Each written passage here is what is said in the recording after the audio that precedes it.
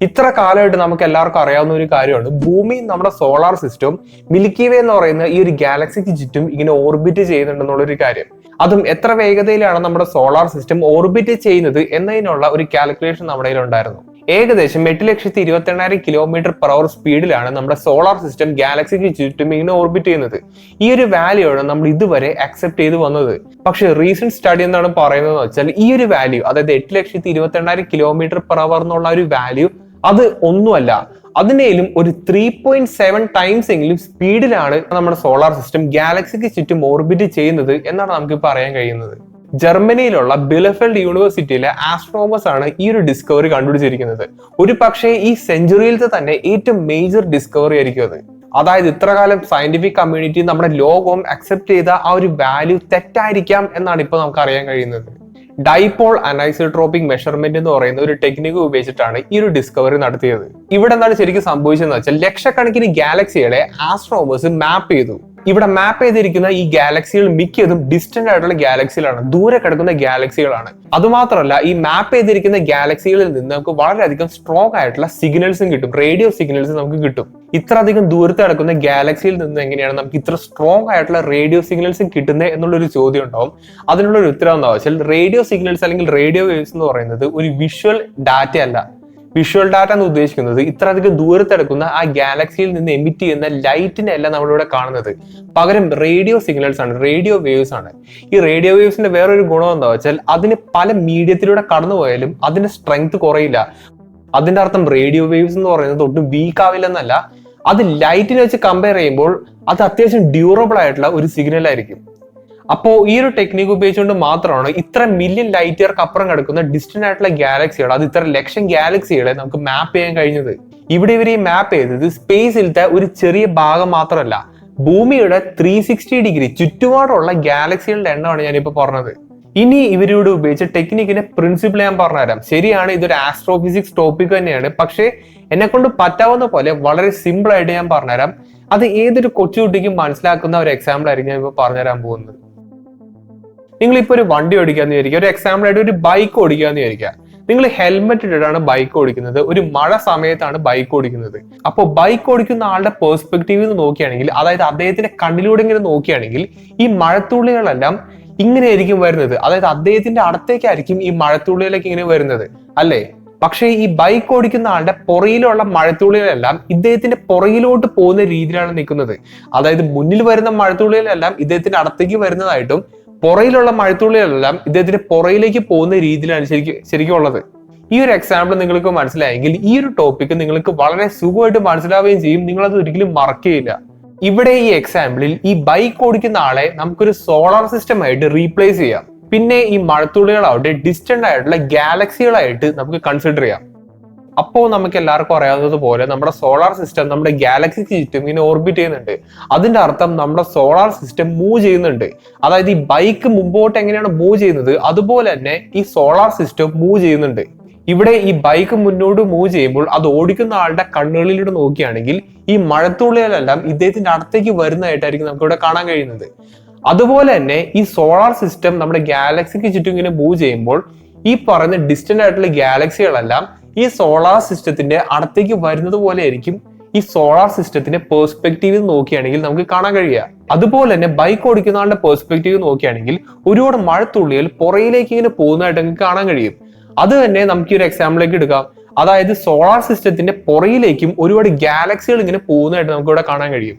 അപ്പൊ ഇവിടെ എന്താണ് ശരിക്കും സംഭവിക്കുന്നത്, ഈ സോളാർ സിസ്റ്റം മൂവ് ചെയ്യുമ്പോൾ, അതായത് മുന്നോട്ട് മൂവ് ചെയ്യുമ്പോൾ മുമ്പിലുള്ള ഗാലക്സികളെല്ലാം അടുത്തേക്ക് വരികയും പുറയിലുള്ള ഗാലക്സികളെല്ലാം പുറയിലേക്ക് പോകുന്ന ഒരു വിഷ്വലായിരിക്കും നമുക്ക് ഇവിടെ കിട്ടുന്നത്. അപ്പോൾ എന്തിനു വേണ്ടിയിട്ടാണ് നമ്മുടെ ഭൂമിക്ക് ചുറ്റുമുള്ള ഗാലക്സികളെ മാപ്പ് ചെയ്തത് എന്നുള്ള ഒരു കാര്യം നിങ്ങൾക്ക് മനസ്സിലായിരിക്കുന്നു. കാരണം ഈ 360 മാപ്പ് ചെയ്താൽ മാത്രമാണ് ഇങ്ങനെ അടുത്തേക്ക് വരുന്ന ഗാലക്സികളെയും ഈ പുറകോട്ട് പോകുന്ന ഗാലക്സികളെയും നമുക്ക് കറക്റ്റ് ആയിട്ടും അറിയാൻ പറ്റുള്ളൂ. അങ്ങനെ ഈ ഒരു അനാലിസിസ് നടത്തിയപ്പോൾ ആസ്ട്രോണോമേഴ്സിന് ഒരു കാര്യം മനസ്സിലായി. അതായത് മുന്നിൽ ഒരുപാട് പുതിയ പുതിയ ഗാലക്സികൾ ഇങ്ങനെ അപ്പിയർ ചെയ്ത് വരുന്നുണ്ട്, പുറയിലേക്ക് നോക്കുകയാണെങ്കിൽ ഒരുപാട് ഗാലക്സികൾ ഇങ്ങനെ മാഞ്ഞു പോകുന്നുണ്ട്. അപ്പോൾ ആ ഒരു ഡിഫറൻസ് ഉപയോഗിച്ചിട്ട് അവർക്ക് ഒരു അസ്യൂംഡ് വാല്യൂയിലേക്ക് ഇങ്ങനെ വന്നു. അതോടൊപ്പം തന്നെ ഈ ഡിസ്റ്റന്റ് ആയിട്ടുള്ള ഗാലക്സികളിൽ നിന്ന് വരുന്ന റേഡിയോ സിഗ്നൽസ് നമ്മൾ അനലൈസ് ചെയ്യുന്നുണ്ട്. അപ്പോൾ എല്ലാം കൂടി ഉപയോഗിച്ച് ആസ്ട്രോണോമേഴ്സ് ഒരു അസ്യൂംഡ് വാല്യൂയിലേക്ക് വരുന്നതാണ്. അതായത് നമ്മൾ ഇതുവരെ അക്സെപ്റ്റ് ചെയ്തു പോയ ആ ഒരു വാല്യൂവിനേക്കാൾ 3.7 ടൈംസ് ഫാസ്റ്റർ ആയിട്ടാണ് നമ്മുടെ സോളാർ സിസ്റ്റം ഈ ഗാലക്സിയിലൂടെ ഓർബിറ്റ് ചെയ്യുന്നത് എന്നുള്ളൊരു കൺക്ലൂഷനിലേക്ക് അവർ എത്തിയത്. ഈ 3.7 ടൈംസ് എന്ന് പറയുന്ന ഒരു വാല്യൂ ഇല്ലേ, അതൊരു മൾട്ടിപ്പിൾ ടൈംസ് മൾട്ടിപ്പിൾ ടെലിസ്കോപ്പുകൾ ഉപയോഗിച്ച് ചെക്ക് ചെയ്തിട്ടുള്ള ഒരു വാല്യൂ ആണ്, ക്രോസ് ചെക്ക് ചെയ്തിട്ടുള്ള ഒരു വാല്യൂ ആണ്. അതുകൊണ്ടാണ് ഈ ഒരു സ്റ്റഡിക്ക് ഇത്ര അധികം പ്രോമിനൻസ് ഉള്ളത്. അപ്പോൾ ഈ ഒരു പാറ്റേണാണ് നമ്മൾ ഡൈപോൾ എന്ന് പറയുന്നത്.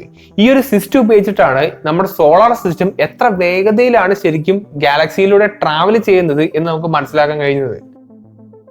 അപ്പോൾ ചിലർക്കൊക്കെ ഒരു സംശയം ഉണ്ടായിരിക്കും, എങ്ങനെയാണ് ഇതിനു മുമ്പ് 8,22,000 km/h സ്പീഡ് എന്നുള്ള ആ ഒരു വാല്യൂ നമുക്ക് കിട്ടിയെന്നുള്ളത്. അത് ഞാൻ പയ്യൊന്ന് എക്സ്പ്ലെയിൻ ചെയ്ത് തരാം. ഈ വാല്യൂ കണ്ടുപിടിക്കാൻ വേണ്ടി നമ്മളൊരു ഡൈപോൾ മെത്തേഡ് തന്നെയാണ് ഉപയോഗിച്ചിരിക്കുന്നത്. പക്ഷെ ഇതിന്റെ പേര് കോസ്മിക് മൈക്രോവേവ് ബാക്ക്ഗ്രൗണ്ട് ഡൈപോൾ എന്നാണ്. ഈ പ്രപഞ്ചം ഉണ്ടായത് ഒരു ബിഗ് ബാങ്ങിലൂടെയാണ് എന്നാണ് യൂണിവേഴ്സിൽ നമ്മൾ ഇപ്പൊ അക്സെപ്റ്റ് ചെയ്യുന്നത്. അപ്പോൾ ഈ ബിഗ് ബാങ്ങിന് ശേഷം ഒരു 4 ലക്ഷം വർഷങ്ങൾ കഴിഞ്ഞപ്പോൾ ഈ സമയത്ത് നമ്മുടെ യൂണിവേഴ്സ് എക്സ്പാൻഡ് ചെയ്യുന്നുണ്ട്, അതേ സമയത്ത് തന്നെ തണുക്കാനും തുടങ്ങി. ഇങ്ങനൊരു പ്രതിഭാസം ഇവിടെ സംഭവിച്ചത് കൊണ്ട് തന്നെ യൂണിവേഴ്സ് മുഴുവനും ഒരു തരത്തിലുള്ള റേഡിയേഷൻ പ്രൊഡ്യൂസ് ചെയ്തു. അതിനെയാണ് കോസ്മിക് മൈക്രോവേവ് ബാക്ക്ഗ്രൗണ്ട് റേഡിയേഷൻ എന്ന് പറയുന്നത്. ഇവിടെ ബാക്ക്ഗ്രൗണ്ട് റേഡിയേഷൻ എന്ന് പറയാൻ കാരണം ഈ യൂണിവേഴ്സിൽ മുഴുവനും നടക്കുന്ന ഒരു റേഡിയേഷൻ ആയതുകൊണ്ടാണ്. അതായത് CMB എന്ന് പറയുന്ന ഈ ഒരു റേഡിയേഷൻ നമ്മുടെ യൂണിവേഴ്സ് മുഴുവനും ഉണ്ട്. നമ്മുടെ ഭൂമിയും സോളാർ സിസ്റ്റം ഗാലക്സികളെല്ലാം സ്പേസിൽ അനങ്ങാണ്ട് നിൽക്കുന്ന ഒരു സംഭവമാണെന്നുണ്ടെങ്കിൽ ഈ പറയുന്ന കോസ്മിക് മൈക്രോവേവ് ബാക്ക്ഗ്രൗണ്ട് റേഡിയേഷൻ എന്ന് പറയുന്ന ഈ ഒരു CMB മുന്നിലും പുറയിലും ഒരേ വാല്യൂ തന്നെ ആയിരിക്കും കാണിക്കുന്നത്. കാരണം എന്താണ്, ഇവിടെ ഭൂമിയും നമ്മുടെ സോളാർ സിസ്റ്റം നമ്മുടെ ഗാലക്സിയും എല്ലാം അനങ്ങാണ്ട് ഇവിടെ നിൽക്കുകയാണ്. അതുകൊണ്ട് തന്നെ ആ ഒരു വഴി ഇവര് ഓടിപ്പോകുന്ന ആ ഒരു വേദി അനങ്ങാണ്ട് ഇങ്ങനെ നിൽക്കുകയാണ്. അതുകൊണ്ട് തന്നെ ഇവിടുത്തെ വാല്യൂ മുഴുവനും നമുക്ക് കോൺസ്റ്റന്റ് ആയിട്ട് ഒരൊറ്റ വാല്യൂ ആയിരിക്കും ഇവിടെ കാണാൻ കഴിയുന്നത്. പക്ഷെ ഇവിടുത്തെ കേസ് അങ്ങനെയല്ലല്ലോ. ഈ പറഞ്ഞ ഗാലക്സി അനങ്ങുന്നുണ്ട്, സോളാർ സിസ്റ്റം അനങ്ങുന്നുണ്ട്, ഭൂമി അനങ്ങുന്നുണ്ട്. അതുകൊണ്ട് തന്നെ ഈ പറഞ്ഞ കോസ്മിക് മൈക്രോവേവ് ബാക്ക്ഗ്രൗണ്ട് റേഡിയേഷന്റെ വാല്യൂ വ്യത്യാസം വരുന്നുണ്ട്.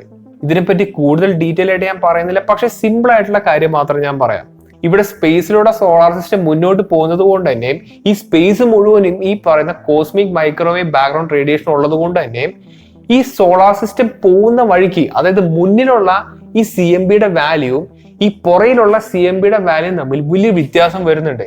അതായത് മുന്നിലത്തെ റേഡിയേഷൻ നോക്കുകയാണെങ്കിൽ നമുക്കൊരു ബ്ലൂയിഷ് കളർ ആയിരിക്കും നമുക്ക് കാണാൻ കഴിയുന്നത്. ഇതിന് നേരെ പുറകെ കാണുന്ന CMB ആയിക്കോട്ടെ ഒരു റെഡിഷ് കളറിലാണ് നമുക്കിവിടെ കാണാൻ കഴിയുന്നത്. അപ്പോൾ ഇങ്ങനൊരു ഡിഫറൻസ് വരണമെങ്കിൽ അതിന്റെ അർത്ഥം ഒന്നേ ഉള്ളൂ, നമ്മുടെ സോളാർ സിസ്റ്റം അനങ്ങുന്നുണ്ട്.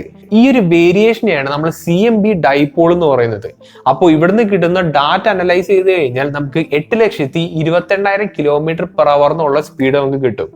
വേറൊരു സംഭവം എന്താ വെച്ചാൽ ഈ പറയുന്ന കോസ്മിക് മൈക്രോവേവ് ബാക്ക്ഗ്രൗണ്ട് റേഡിയേഷന്റെ ആ ഒരു കാൽക്കുലേഷൻസ് മുഴുവനും വളരെയധികം അക്യുറേറ്റ് ആണ്. അതുകൊണ്ടാണ് ഇത്രയും വർഷങ്ങളായിട്ട് നമ്മൾ ഈ ഒരു വാല്യൂവിൽ സ്റ്റക്ക് ചെയ്തിരുന്നത്. പക്ഷെ ഇപ്പൊ നമ്മുടെ കൈവശം ഒരുപാട് ആധുനിക ടെക്നോളജിയുടെ സഹായമുണ്ട്. അതുകൊണ്ട് തന്നെ ഈ പറയുന്ന വാല്യൂസ് എല്ലാം ചേഞ്ച് ചെയ്യാനുള്ള സാധ്യതയുണ്ട്. ഇവിടെ ശരിക്കും 3 പോസിബിലിറ്റീസ് ആണുള്ളത്. ഒന്നില്ലെങ്കിൽ CMB ഡൈപോൾ ഉപയോഗിച്ചിട്ടിരിക്കുന്ന ആ ഒരു വാല്യൂ തെറ്റായിരിക്കാം, അല്ലെങ്കിൽ പുതിയതായിട്ട് നമുക്ക് കിട്ടിയിരിക്കുന്ന വാല്യൂ ശരിക്കും തെറ്റായിരിക്കാം, അല്ലെങ്കിൽ ഇത് രണ്ടും തെറ്റായിരിക്കാം. നമുക്ക് അറിയാൻ പാടില്ലാത്ത എന്തൊരു സംഭവം നമ്മുടെ യൂണിവേഴ്സിൽ നടക്കുന്നുണ്ട്. അതുകൊണ്ടായിരിക്കും വളരെയധികം അക്യുറേറ്റ് ആയിട്ടുള്ള CMB ഡൈപോൾ എന്ന് പറയുന്ന ഒരു മെത്തേഡ് ഉപയോഗിച്ച് കിട്ടിയ ഒരു സ്പീഡിന് ഒരു വേരിയേഷൻ ഇപ്പൊ നമുക്ക് കാണാൻ കഴിയുന്നത്. ഈ പ്രപഞ്ചത്തിൽ ഇപ്പൊ എന്താണ് സംഭവിക്കുന്നത് എന്നുള്ളത് നമുക്ക് ആർക്കും അറിയില്ല. അതാണ് ശരിക്കും വാസ്തവം. അപ്പോൾ ഇതിനെപ്പറ്റി എനിക്കൊരു വീഡിയോ ചെയ്യണമെന്നുണ്ടായി, അതുകൊണ്ട് മാത്രം ചെയ്തൊരു വീഡിയോ ആണ്. അപ്പോൾ മാക്സിമം കമന്റും കാര്യങ്ങളൊക്കെ ഒന്ന് ചെയ്യാൻ ശ്രമിക്കുക. അപ്പോൾ നല്ലൊരു ടോപ്പിക്കായിട്ട് ഞാൻ അടുത്ത വീഡിയോ കാണാം.